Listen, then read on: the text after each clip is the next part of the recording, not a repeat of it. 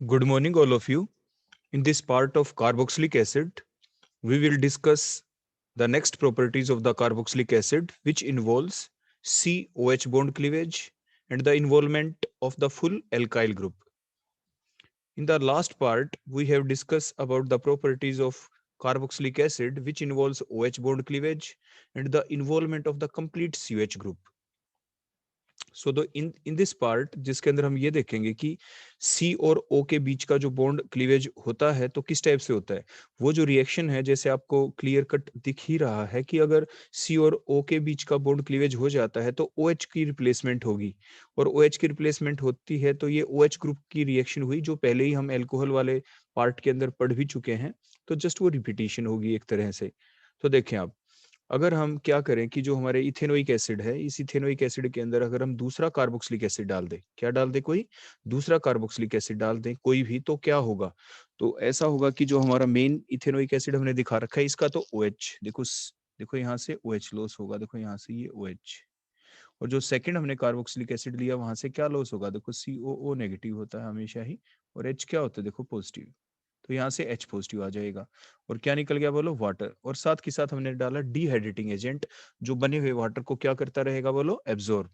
अब देखो रिएक्शन के दौरान हुआ क्या है कि जब ये क्लीवेज हो गई यहाँ से कार्बन और ऑक्सीजन के बीच में यहाँ पे, तो इस कार्बन के देखो 3 बॉन्ड्स रह जाएंगे, तो कार्बन न्यू बॉन्ड बनाएगा, किसके साथ बनाएगा, वहां से दूसरे कार्बोक्सिलिक एसिड में देखो जो हमने ब्लू कलर से दिखा रखा है, जो ऑक्सीजन है उसके एक बॉन्ड की यहाँ पे कमी हो गई है, तो देखो इनके बीच में नया बॉन्ड बन जाएगा, और ये बन गया आपके, बोलो कौन, एसिड एनहाइड्राइड।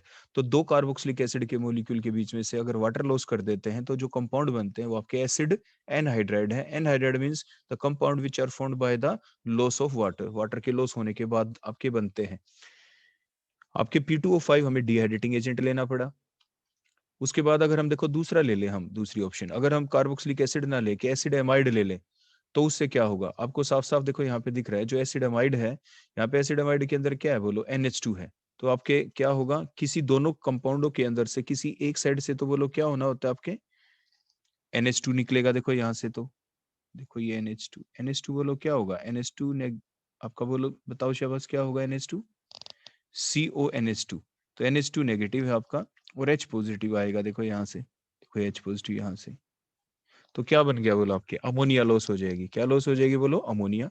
तो अब की बार यहाँ पे कार्बोक्सिलिक एसिड के अंदर से OH बॉन्ड की क्लीवेज हो रही है। तो ये हम आपको डिफरेंशिएट करके दिखा रहे थे कि अगर हमें कार्बोक्सिलिक एसिड ले तो किसी एक कार्बोक्सिलिक एसिड के अंदर से OH बॉन्ड की क्लीवेज हो जाती है, क्योंकि रिएक्शन हम वही पढ़ रहे हैं जिसमें C और OH के बॉन्ड की क्लीवेज हो जाए। लेकिन साथ के साथ हम कंपेयर भी कर रहे हैं दूसरी रिएक्शन के अंदर कि देखो अब की बार कार्बोक्सिलिक एसिड के अंदर से O और देखो वहां से H निकला है, और एमाइड का NH2 निकलेगा, NH2 नेगेटिव, तो अमोनिया लॉस होगा। सिमिलर, और आपके बन जाएगा वही कंपाउंड आपके एसिड एनहाइड्राइड। सिमिलरली अगर हम एस्टर ले ले तो क्या होगा, बिल्कुल वही सेम चीज, बोलो क्या होगा, यहाँ से OR, देखो ये OR है आपके, यहाँ से कोई और OR पार्ट, यहाँ से H पॉजिटिव, उसी टाइप से देखो एल्कोहल लॉस हो गया। एसिड हेलाइड ले ले तो देखो ये Cl देखो नेगेटिव है ये, और कार्बोक्सिलिक एसिड का H पॉजिटिव, देखो फिर से वही, मींस कंपाउंड वही बना एसिड एनहाइड्राइड, लेकिन जो OH बॉन्ड की जो क्लीवेज हमने शो की थी बिल्कुल स्टार्ट के अंदर, वो OH बॉन्ड की क्लीवेज तो देखो सिर्फ कब हम शो कर पाए, सिर्फ फर्स्ट केस के अंदर, कंपाउंड सभी में वही बना, देखो यहाँ से ये इस टाइप से क्लीवेज, यहाँ से आपका C और O के बीच की क्लीवेज हुई, यहाँ से OH निकला, और कार्बोक्सिलिक एसिड के अंदर से बोलो क्या निकल गया था, यहाँ से H, तो वाटर लॉस हो गया था in the presence of dehydrating agent that is the P2O5। Next हम देखते हैं अगर हम रिएक्शन इसकी कर दे अमोनिया के साथ तो क्या होगा। अमोनिया के साथ अगर हम रिएक्शन कर देते हैं तो आपके कार्बोक्सिलिक एसिड का OH, और जो अमोनिया है उसका क्या होगा, उसके अंदर से H, तो क्या लॉस हो जाएगा बोलो, आपके वाटर लॉस हो जाएगा ओवरऑल फाइनल प्रोडक्ट। लेकिन स्टेप बाय स्टेप देखें तो देखो होगा क्या, स्टेप बाय स्टेप देखें तो इसके अंदर कुछ ऐसा होगा कि जो अमोनिया है NH3, देखो ये रहा, ये क्या करेगा, नाइट्रोजन, नाइट्रोजन अपने लोन पेयर देगा, बोलो किसको देगा, यहाँ पे H पॉजिटिव को, तो क्या बन गया, देखो ये अमोनियम, क्या बन गया बोलो, ये अमोनियम बन गया ना, अमोनियम आयन आपका बन गया। तो O नेगेटिव और NH4 पॉजिटिव फर्स्ट स्टेप के अंदर ऐसा होता है, तो ammonium salt of carboxylic acid बन गया। फर्दर जब हम हीट करते हैं इसको तब वाटर लॉस होता है, और वाटर लॉस होके फिर क्या बन गया आपके एसिड एमाइड, जो हम डायरेक्ट आपको बता रहे थे। लगभग हम इसको डायरेक्ट ही याद करते हैं कि NH2 का तो H निकल जाता है, OH का क्या निकल जाता है H, तो OH कार्बोक्सिलिक एसिड के अंदर से, अमोनिया के अंदर से H, तो ओवरऑल क्या लॉस होना होता है बोलो, वाटर। ये तो हम वन स्टेप में करते हैं, लेकिन आपके काफी सारे कॉम्पिटिटिव एग्जाम ऐसे आते हैं कि ये लिख देंगे कि इथेनोइक एसिड लिया और यहाँ पे अमोनिया लिख दिया, और अमोनिया के बाद में जो ये बीच में ये स्टेप बनी अमोनियम सॉल्ट, यहाँ पे लिख देंगे कोई ए कंपाउंड बना, उसके बाद हाइड्रोलाइसिस की, फिर आपका कोई बी कंपाउंड बना। तो अक्सर हम कैसे याद कर लेते हैं कि जब कभी भी हम अमोनिया डालते हैं आपके कार्बोक्सिलिक एसिड के अंदर, तो डायरेक्ट हम यही याद रखते हैं कि एसिडमाइड बन गए। जैसे अभी हमने बताया था कि NH3 के अंदर से तो क्या निकल गया बोलो, H, और कार्बोक्सिलिक एसिड का OH, और आपके वाटर बन गया। तो मिड स्टेप को अक्सर हम याद ही नहीं करते, लेकिन कॉम्पिटेटिव एग्जाम में काफी बार आता है, तो आप इसको जरूर ध्यान रखें। फर्स्ट स्टेप के अंदर क्या होगा, जो अमोनिया है नाइट्रोजन के ऊपर लोन पेयर, या अपने लोन पेयर किसको देगा, कार्बोक्सिलिक एसिड के H पॉजिटिव को, तो अमोनियम आयन बनेगा, तो ammonium salt of carboxylic acid बनेगा पहले, और फर्दर जब हीट करते हैं फिर वाटर लॉस होता है, फिर आपके एमाइड बन जाते हैं। 2 कार्बन कंपाउंड है तो क्या बन गया ये, इथेन एमाइड। क्लियर हो गया इतना। इसके बाद नेक्स्ट हम लेते हैं अगली रिएक्शन, जिसके अंदर हम OH को हटा के आपके Cl ग्रुप लगा के दिखाएंगे। जैसे ग्रूव्स रिएक्शन आपने पढ़ी थी, तो उस ग्रूव रिएक्शन में क्या होता था, आपने HCl डाला, तो HCl के अंदर बोलो क्या है, यहाँ से H पॉजिटिव, और Cl बोलो क्या आपके यहाँ पे नेगेटिव है। तो क्या होता था कि OH नेगेटिव कार्बोक्सिलिक एसिड का, और यहाँ से बोलो क्या आएगा H, तो वाटर लॉस हो जाएगा। जो भी वाटर बनता है उस वाटर को कंटिन्यूअसली कौन एब्जॉर्ब करेगा, ये डिहाइड्रेटिंग एजेंट जो एनहाइड्रस जिंक क्लोराइड है, and make the reaction more forward, और रिएक्शन फॉरवर्ड डायरेक्शन में आपकी चलती रहेगी। तो इस टाइप से आपके एसिड हेलाइड्स बन जाएंगे आपके, इथेनॉइल क्लोराइड जैसे इसका नाम है, 2 कार्बन है तो इथ, सिंगल बॉन्ड है तो एन, और एसिड हेलाइड के लिए ऑयल यूज करते हो OYL, और Cl है तो क्लोराइड आ गया आपका यहाँ पे।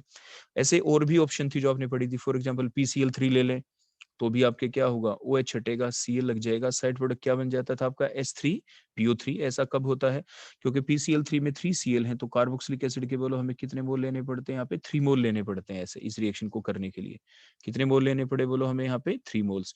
तो 3 मोल से देखो क्या हो गया, 3 मोल जो हमने लिए हैं, तो इसके अंदर से आपके OH देखो, इसके अंदर H3PO3 कैसे निकला, 3 मोल लिखने से H, तो देखो यहाँ पे H है तो ये H3 हो गए, तो H3 हो गया। फास्फोरस PCl3 में एक ही है तो एक P आ गया। ओ यहाँ पे देखो 3 हो गए, क्योंकि 3 मोल लिखा तो H3PO3 आ गया। तो 3 OH हट गए, तो बोलो क्या लगेंगे, 3 मोल्स थे तो 3 OH हटे हैं तो क्या लगेंगे, 3 Cl। तो इस टाइप से हमें 3 मोल्स लेने पड़ते हैं। तो मीन्स PCl3 का कई बार आपके कम्पिटेटिव में क्वेश्चन आ जाता है, इसलिए बैलेंस करना भी आपको आना चाहिए कि 1 मोल जो PCl3 है वो कितने मोल ऑफ इथेनोइक एसिड के साथ रिएक्ट करेगा, कितने मोल ऑफ कार्बोक्सिलिक एसिड के साथ रिएक्ट करेगा, कितने के साथ, 3 मोल्स के साथ।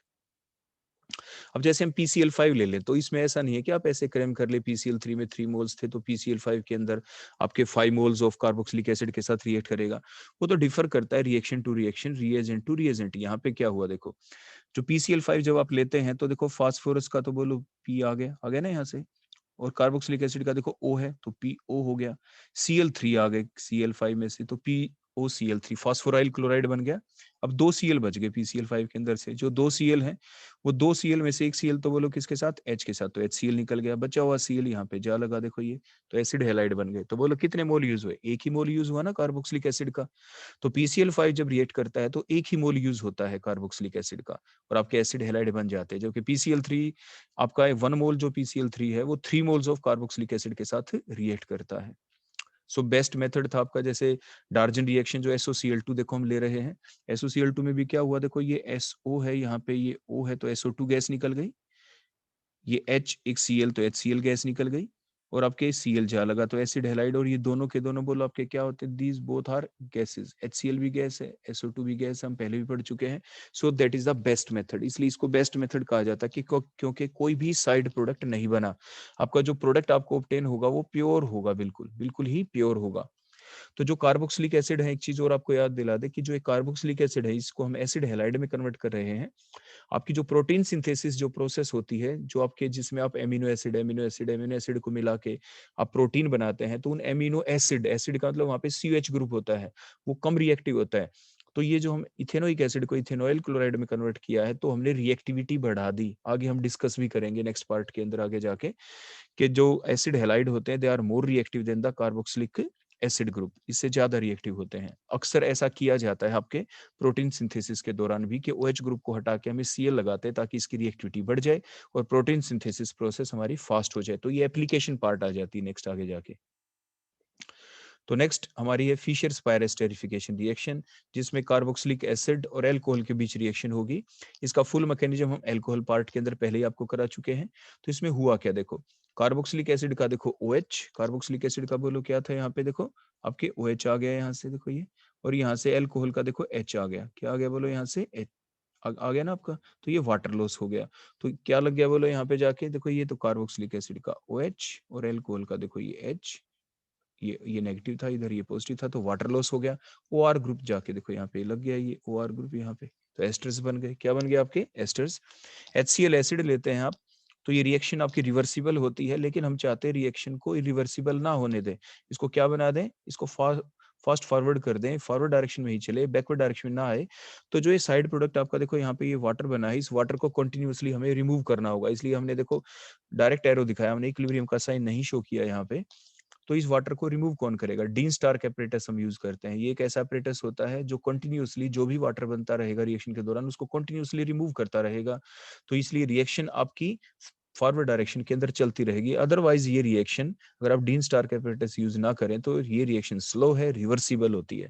तो इस रिएक्शन को ताकि फॉरवर्ड डायरेक्शन में चले, आपकी इरिवर्सिबल हो जाए, तो इसलिए वाटर को रिमूव करना होगा। और रिमूव करता कौन है, Dean Stark apparatus. Next point ये आ जाता है कि ओवरऑल अगर आप देखें इस रिएक्शन के मैकेनिज्म के दौरान, जो अल्कोहल पार्ट में आपने पढ़ा था, तो थोड़ा सा अगर हम आपको आइडिया दे तो देखो उसमें होता क्या था। उसमें होता कुछ ऐसे है कि जो आपके जो ये अल्कोहल पार्ट है, देखो इसमें O नेगेटिव और देखो ये जो H पॉजिटिव देखो यहाँ पे, तो ये O नेगेटिव करता क्या है, देखो ये आपके जो कार्बोक्सिलिक एसिड होते हैं ना, इसमें कार्बन के ऊपर देखो स्लाइट पॉजिटिव चार्ज है, और OH वाले ऑक्सीजन के ऊपर बोलो क्या है, ये स्लाइट देखो नेगेटिव चार्ज है इस टाइप से। तो जो O नेगेटिव है ना, इसको अटैक करना होता है, देखो इस टाइप से यहाँ पे देखो इस कार्बोनिल ग्रुप के ऊपर। लेकिन अटैक होगा या नहीं होगा, ये अब स्टेरिक फैक्टर आ जाता है यहाँ पे। फॉर एग्जाम्पल अगर यहाँ पे देखो जिस कार्बन के ऊपर ये अटैक करेगा, ये OR नेगेटिव, तो OR नेगेटिव अटैक करेगा तो दो फैक्टर आ गए। बल्किनेस कहाँ पे, देखो कार्बोनिल ग्रुप वाले कार्बन के ऊपर ये जो CH3 ग्रुप लगा हुआ है यहाँ पे CH3 है या सिंपल H है, यहाँ पे C2H5 है, मान लीजिए बल्किनेस हम बढ़ा दें। अगर हम यहाँ पे H लगा देते हैं मींस मिथेनोइक एसिड, तो छोटा ग्रुप हो गया, तो एल्कोहल आराम से अटैक करेगा। CH3 है तो अब थोड़ी स्टेरिक हिंड्रेंस प्रोड्यूस की, क्योंकि इसका साइज बढ़ गया। CH3 की जगह अगर हम यहाँ पे C2H5 लगा दे तो साइज थोड़ा और बढ़ जाएगा, तो रिएक्शन की रफ्तार और कम हो जाएगी, रेट ऑफ रिएक्शन स्लो हो जाएगी, बल्किनेस की वजह से, स्टेरिक हिंड्रेंस की वजह से। सिमिलरली स्टेरिक हिंड्रेंस और किस बात के ऊपर डिपेंड करती है, तो यही देखो हमने ऊपर लिखा, the rate of esterification reaction is affected by the size of substituents which are present around the carboxylic acid group, COH group in the carboxylic acid. COH जो ग्रुप है इसके ऊपर जो एक ग्रुप लगा हुआ है, इसके साइज के ऊपर डिपेंड करता है। जैसे जैसे आप ये साइज बढ़ाएंगे यहाँ पे CH3 की जगह CH2 5, तो वैसे वैसे रेट ऑफ रिएक्शन डिक्रीज हो जाएगी, rate of esterification reaction decrease हो जाएगी। And it also depend upon कि देखो ये जो अटैक करता है बाहर से, जो आपका न्यूक्लियोफाइल जाके अटैक करता है, OR जो नेगेटिव है, यहाँ पे जो R है, R कौन है, R आपका CH3 है तो OCH3 नेगेटिव होता, C2H5 है तो OC2H5 नेगेटिव होता। तो जैसे आप R का साइज बढ़ाएंगे तो ये जो अटैक करेगा यहाँ पे जाके, उसके अटैक करने के चांस कम होंगे। तो सबसे जल्दी अटैक कब होगा, जब यहाँ पे सिंपल CH3 होता, मिथेनॉल होता, तो रेट ऑफ रिएक्शन फास्ट होगी। अगर आप इथेनॉल ले लेंगे, R की वैल्यू C2H5 होगा, तो रेट ऑफ रिएक्शन आपकी कम हो जाएगी, क्योंकि स्टेरिक फैक्टर बढ़ जाता है, आराम से वहां पे वो जाके अटैक नहीं कर पाएगा ड्यू टू स्टेरिक फैक्टर। तो ये हमने बताया कि the rate of esterification reaction is affected both bye the size of substituent around the carboxylic acid group in carboxylic acid and the around the OH group in the alcohol. और alcohol के अंदर भी जो R है उसका size छोटा होना चाहिए रिएक्शन अगर आप फास्ट करना चाहते हैं एस्टेरिफिकेशन रिएक्शन। ऐसे ही कार्बोक्सिलिक एसिड के अंदर भी यहाँ पे जो CH3 है, जो R ग्रुप होगा यहाँ पे, उसका साइज भी छोटे से छोटा होना चाहिए। अब हम देखो एग्जाम्पल भी लेते हैं। तो आपने यहाँ तक अभी तक क्या सीखा है कि जो रेट ऑफ एस्टेरिफिकेशन है वो साइज ऑफ सब्स्टिट्यूएंट जो प्रेजेंट है around the CH group in carboxylic acid and OH group in alcohol, उसके साइज के इनवर्सली प्रोपोर्शनल है। साइज जितना बड़ा होगा रेट ऑफ एस्टेरिफिकेशन रिएक्शन क्या हो जाती है, स्लो हो जाती है। अब देखो अगर हम रिएक्टिविटी ऑर्डर देखें डिफरेंट कार्बोक्सिलिक एसिड का, देखो सिंपल नाम लिखे हमने, देखो क्या कर रखा है। पहला ऐसा ले लिया जिसमें हम ये जो यहाँ पे H ले लिया कार्बोक्सिलिक एसिड के ऊपर, क्या लगा दिया H, छोटा ग्रुप देखो यहाँ पे। अगर हम यहाँ पे CH3 लगा दें और थोड़ा बड़ा ग्रुप, तो रिएक्शन की रफ्तार कम हो जाएगी। तो वही हमने लिखा है HCOH is more reactive than the acetic acid. अगर हम और देखो ऐसे बल्किनेस देखो बढ़ाते जा रहे हैं, CH3 ग्रुप की संख्या हमने बढ़ा दी एंड सो देखो और ज्यादा CH3 ग्रुप कर दिए।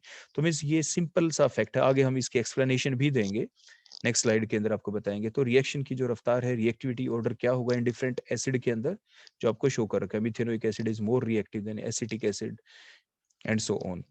सिंपली नेक्स्ट हम देखते हैं अगर एल्कोहल के अंदर, तो देखो इसके अंदर भी देखो जो ROH था, इसमें R का साइज देखो छोटा है। मिथेनॉल, मिथेनॉल देखो CH3 का साइज छोटा है देखो यहाँ पे, तो मिथेनॉल जो है वो ज्यादा रिएक्टिव होगा, एस्टेरिफिकेशन रिएक्शन उसमें फास्ट चलेगी। इसकी वजह से अगर इथेनॉल ले ले हम यहाँ पे, मिथेनॉल की बजाय देखो साइज बढ़ा दिया तो रिएक्शन रफ्तार कम हो जाएगी। तो इसलिए methanol is more reactive then क्या होगा बोलो, ethanol towards the esterification reaction and so on. तो अब हम नेक्स्ट देखते हैं ये ऐसा हुआ क्यों। तो सबसे पहले हम कार्बोक्सिलिक एसिड वाला केस ले लेते हैं। तो reactivity order among the different carboxylic acid towards the esterification reaction means alcohol तो फिक्स कर दे हम, और कार्बोक्सिलिक एसिड अलग अलग लेके देखे। जैसे मिथेनोइक एसिड लिया हमने, ये इथेनोइक एसिड लिया हमने, ये हमने बोलो क्या लिया। अगर हम इसकी नंबरिंग करना चाहें, देखो यहाँ पे ये 1 है, ये 2 है, और ये देखो आपका 3 है यहाँ पे। तो क्या हुआ, 2 के ऊपर कौन है, मिथाइल, तो ये हो गया 2 मिथाइल प्रोपेनोइक एसिड। नेक्स्ट हम ले लें उसी टाइप से, देखो अगर हम नंबरिंग करते हैं, ये 1, ये 2 और ये 3 हमने ले लिया, तो बोलो क्या बन गया आपका 2 डाइमिथाइल प्रोपेनोइक एसिड। तो इनमें हमें देखना है कि किसके अंदर रिएक्शन फास्ट होगी, न्यूक्लियोफाइल किसके ऊपर अटैक करेगा जल्दी। एल्कोहल वाला जो पार्ट है OR नेगेटिव कहाँ पे करेगा जल्दी अटैक। तो आपको देखो क्लियर कट दिख रहा है, OR नेगेटिव जब अटैक करने के लिए जाएगा, OR नेगेटिव चाहे वो कोई भी केस हो, first second third fourth structure सभी के अंदर देखो हमने OR नेगेटिव लिख दिया है। तो उसके बाद क्या होगा, जो रेट ऑफ एस्टेरिफिकेशन रिएक्शन हम पहले ही बता चुके हैं, it is affected by the size of the substituent around the carboxylic acid group in carboxylic acid and the OH group in alcohol। उसके चारों तरफ R का साइज क्या है। यहाँ पे हमने एल्कोहलिक पार्ट तो देखो कॉमन कर लिया, फिक्स कर लिया, OR R की वैल्यू फिक्स रहेगी, सिर्फ कार्बोक्सिलिक एसिड हमने डिफरेंट लिए हैं। तो अब ध्यान से देखो, rate of esterification size of substituent के क्या हुई बोलो, इनवर्सली प्रोपोर्शनल है। तो जैसे ही हम स्ट्रक्चर नंबर 1 से 4 की तरफ जा रहे हैं, on moving from structure 1 to 4, the steric hindrance around the carboxylic acid group increases. क्योंकि देखो यहाँ पे आपको H दिख रहा है, नेक्स्ट में बोलो क्या है, यहाँ पे CH3 ग्रुप देखो साइज इंक्रीज हो गया, और यहाँ पे बोलो देखो और भी देखो ये बड़ा ग्रुप हो गया, देखो इतना बड़ा हो गया। यहाँ पे देखो और भी देखो बल्कीनेस देखो आपने इंक्रीज कर दी। जो साइज है आपका आपके एल्काइल ग्रुप का, जो आपने अटैच किया है कार्बोक्सिलिक एसिड ग्रुप वाले कार्बोनिल ग्रुप के ऊपर, उसका साइज क्या होता जा रहा है बोलो, इंक्रीज। तो the steric hindrance around the carbo CH group increases. तो जिसकी वजह से क्या होगा, अब ध्यान से देखो फर्स्ट केस में देखो हमने ज्यादा एरो शो किए हैं, देखो 2 रेड एरो हमने दिखा रखे हैं। तो मींस जो मिथेनोइक एसिड है उसमें इजीली अटैक होगा। तो कार्बन के देखो 5 बॉन्ड हो जाएंगे, देखो अब तो देखो अटैक करने का मतलब एक नया बॉन्ड बनना है, ऐसा नहीं कि 2 एरो दिखा दिए तो 2 बॉन्ड बन गए। ये तो हमने ये दिखाया कि चांसेस जो अटैक करने के वो ज्यादा है यहाँ पे इसके अंदर मिथेनोइक एसिड के अंदर। तो जैसे हम आगे जाएंगे स्टेरिक हिंड्रेंस बढ़ रही है तो चांसेस ऑफ अटैक क्या हो जाएंगे बोलो, कम हो जाएंगे। देखो फर्स्ट केस में हमने दिखाया, तो देखो ये अटैक किया कार्बन के, देखो 5 बॉन्ड हो गए, तो इसलिए जो O और H के बीच का जो बॉन्ड था देखो ये ब्रेक हो जाएगा, OH नेगेटिव यहाँ से निकल जाएगा। एंड सोन लास्ट वाले केस में आप देखिए वहां पे देखो हमने दूर भी दिखाया OR नेगेटिव को, दूर का मतलब उसके अटैक करने के चांस कम है, वो थोड़ा दूर ही रहा, और साथ के साथ जब अटैक करेगा तो एक ही एरो दिखाया, अटैक करने के चांस भी कम है। तो जिसकी वजह से OH नेगेटिव जो लॉस होगा जो निकलेगा यहाँ से, उसके भी निकलने के चांस बोलो क्या हो जाएंगे, कम हो जाएंगे। तो कौन ज्यादा रिएक्टिव हुआ, methanoic acid. So the chances of attack of incoming nucleophile क्या हो गया, डिक्रीज, जब हम स्ट्रक्चर 1 से 4 की तरफ जाते हैं। तो इसलिए रिएक्टिविटी ऑर्डर क्या हुआ डिफरेंट कार्बोक्सिलिक एसिड का, आपके methanoic acid is more reactive then ethanoic acid means acetic acid is more reactive than 2-methyl propanoic acid is more reactive than 2,2-dimethyl propanoic acid। तो अब की बार हमने क्या लेके देखा, हमने लिए आपके डिफरेंट कार्बोक्सिलिक एसिड और एल्कोहल को लिया हमने सेम। अब नेक्स्ट जो हम एग्जांपल लेने जा रहे हैं उसके अंदर हम कार्बोक्सिलिक एसिड को तो सेम रख लेंगे और एल्कोहल हम डिफरेंट लेके देखेंगे, क्योंकि जो रेट ऑफ एस्टेरिफिकेशन है वो दोनों के ऊपर डिपेंड करता है, size of substituent present around the carboxylic acid group in carboxylic acid and also on the size of the substituent present around the OH group in the alcohol। तो next हम देखते हैं the reactivity order among the different alcohols towards the esterification reaction। हमने क्या किया आपकी बार, आपके जो मान लीजिए मिथेनॉल हमने ले लिया तो उससे क्या प्रोड्यूस होगा बोलो, OCH3 नेगेटिव। इथेनॉल ले लें तो बोलो क्या हो गया, OC2H5। देखो आपके जो R ग्रुप है उसका साइज हम इंक्रीज कर रहे हैं। नेक्स्ट में हमने देखो और साइज इंक्रीज कर दिया, और देखो हमने और ज्यादा इंक्रीज कर दिया कार्बन के ऊपर, देखो हमने 3 CH3 लगा दिए। क्लियर हो गया यहाँ पे। तो उससे क्या होगा, मान लीजिए हमने ये डिफरेंट एसिड ले लिए, सभी हमने मिथेनोइक एसिड ले लिए, और जो डिफरेंट एल्कोहल्स का उसके ऊपर हम अटैक करके देखेंगे कि कहाँ पे रिएक्शन बड़ी आराम से होगी। तो जो कार्बोनिल ग्रुप है कार्बोक्सिलिक एसिड के अंदर, उस कार्बन के ऊपर स्लाइड देखो ऐसे पॉजिटिव चार्ज है, ऑक्सीजन के ऊपर बोलो क्या है, स्लाइड नेगेटिव चार्ज। ऐसे ही हर एक केस के अंदर ऐसा ही है। तो मीन्स जो हमने ये फैक्टर तो कार्बोक्सिलिक एसिड का तो देखो हमारा कॉमन हो गया। अब होगा क्या, तो फिर वही बात हमारी कॉमन के जो रेट ऑफ एस्टेरिफिकेशन है वो डिपेंड करती है size of substituent around carboxylic acid group, वो तो सेम है, देखो हर जगह हमने एच ही ले रखा है, कार्बोक्सिलिक एसिड मिथेनोइक एसिड है आपका, and also depend upon the size of the substituent present around the OH, वो आपके देखो डिफरेंट है। यहाँ पे आपके जो एल्कोहलिक जो ग्रुप था आपका, वहां पे जो हमने OR लिया, R की वैल्यू पहले केस में मिथेनॉल में CH3 है, सेकंड केस के अंदर इथाइल है, C2H5 है, एंड सो ऑन। तो फिर कौन करेगा इजीली अटैक? तो रेट ऑफ एस्टेरिफिकेशन, क्योंकि साइज ऑफ सब्स्टिट्यूएंट के इनवर्सली प्रोपोर्शनल है, साइज अगर छोटा है तो इजीली अटैक हो पाएगा, वहां पे स्टेरिक हिंड्रेंस कम क्रिएट करेगा वो। देखो फर्स्ट केस के अंदर means on moving from methanol to, बोलो कहाँ पे आपका लास्ट केस की फोर्थ स्ट्रक्चर की तरफ जब आप जाते हैं, जो अल्कोहल आपने ले रखा है, टर्शियरी ब्यूटाइल अल्कोहल जो आपने ले रखा है, तो क्या हुआ? Steric hindrance around the OH group in alcohol increases. देखो यहाँ पे स्टेरिक हिंड्रेंस इस केस के अंदर, जो पहले वाला देखो केस है, यहाँ पे बोलो इसके अंदर क्या है, छोटा ग्रुप है, तो यहाँ पे स्टेरिक हिंड्रेंस कम है, तो there is less steric hindrance. बोलो इसके अंदर क्या है, बोलो लेस स्टेरिक हिंड्रेंस, इसके अंदर लेस है, बोलो स्टेरिक हिंड्रेंस, इसलिए ये आराम से अटैक करेगा, जाके ये कम स्टेरिक हिंड्रेंस क्रिएट करेगा, it will create less steric hindrance. और जो आपका लास्ट वाला केस है वो ज्यादा स्टेरिक हिंड्रेंस क्रिएट करेगा, टर्शियरी ब्यूटॉक्साइड जो आयन बन गया है, ये जो टर्शियरी ब्यूटॉक्साइड आयन जो बन गया यहाँ पे, देखो इसके ऊपर ज्यादा बल्कीनेस है, ज्यादा ग्रुप लगे हुए हैं, तो it will causes more steric hindrance, it will causes more steric hindrance।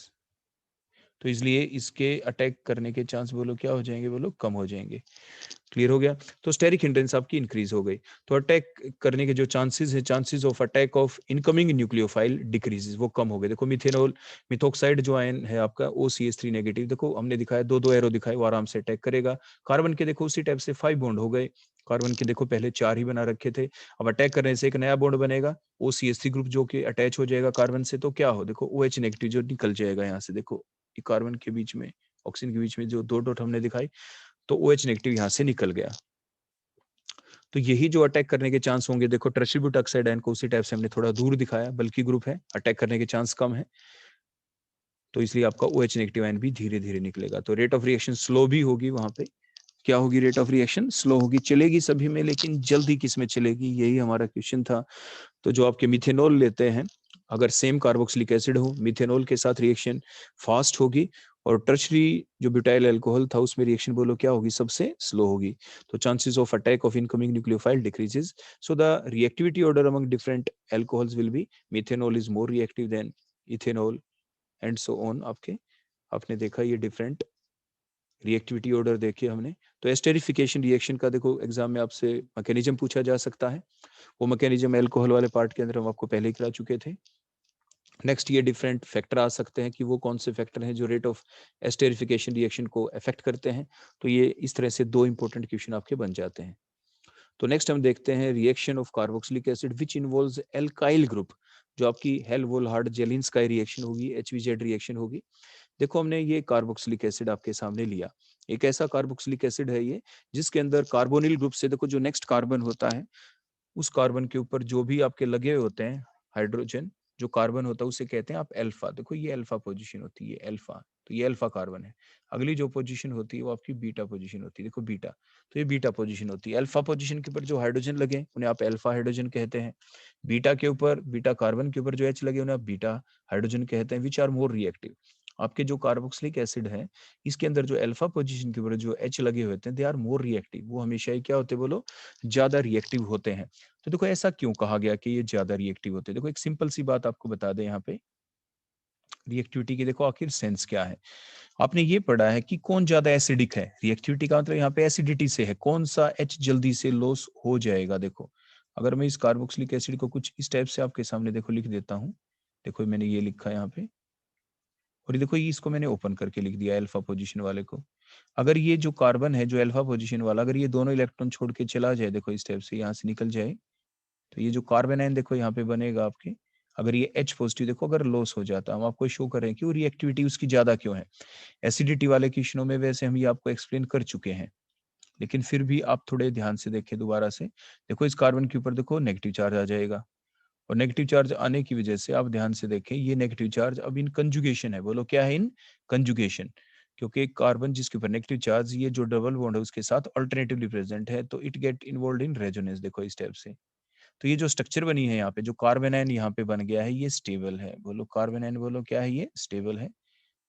तो मीन्स कोई भी चीज क्या चाहती है, स्टेबल होना चाहती है। तो ये जो कार्बन आयन जो स्ट्रक्चर नंबर मान लीजिए इसको हम 1 कह दें, तो ये जो बनी है ये क्या है, बोलो स्टेबल बन गई यहाँ पे।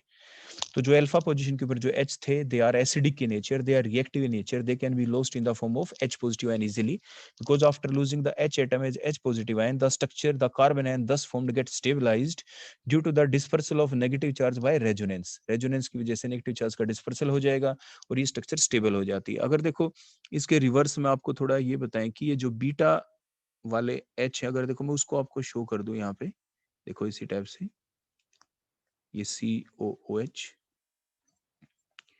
अगर हम ये देखना चाहें कि बीटा वाले ज्यादा रिएक्टिव क्यों नहीं है, अगर ये दोनों इलेक्ट्रॉन हम देखो उसी टाइप से शो कर दें कि मान लीजिए H को हम लॉस करते हुए दिखा देते हैं, यहाँ पे देखो H पॉजिटिव एंड बीटा वाले हाइड्रोजन को, बोलो कौन से वाले को, ये अल्फा था, नेक्स्ट वाला बोलो क्या था आपका, बीटा। बीटा को शो कर दिया कि मान लीजिए ये लॉस हो जाता है, तो जो बीटा पोजिशन वाला जो कार्बन है, देखो उसके ऊपर आपके एक इलेक्ट्रॉन कार्बन का खुद का एक H का था, देखो ये नेगेटिव चार्ज आ गया एक्स्ट्रा इलेक्ट्रॉन की वजह से, देखो हमने CH2 लिख दिया, ये COOH देखो इसी टाइप से। तो अब आप बताएं जो कार्बन है जो नेगेटिव चार्ज है, क्या वो कंजुगेशन में है, अब नहीं है। तो मीन्स ये जो कार्बन जिसके ऊपर नेगेटिव चार्ज है, it is not, that negative charge is not involved in conjugation, not involved in resonance, there occurs no dispersal of negative charge by resonance। resonance जो आपकी प्रोसेस है उसके द्वारा इसका डिस्पर्सल नहीं होगा। हाँ वो एक अलग बात, जी कार्बोनिल जो ग्रुप होता है, ये जो कार्बोनिल जो ग्रुप आपको दिख रहा है, इसका माइनस आई इफेक्ट होता है।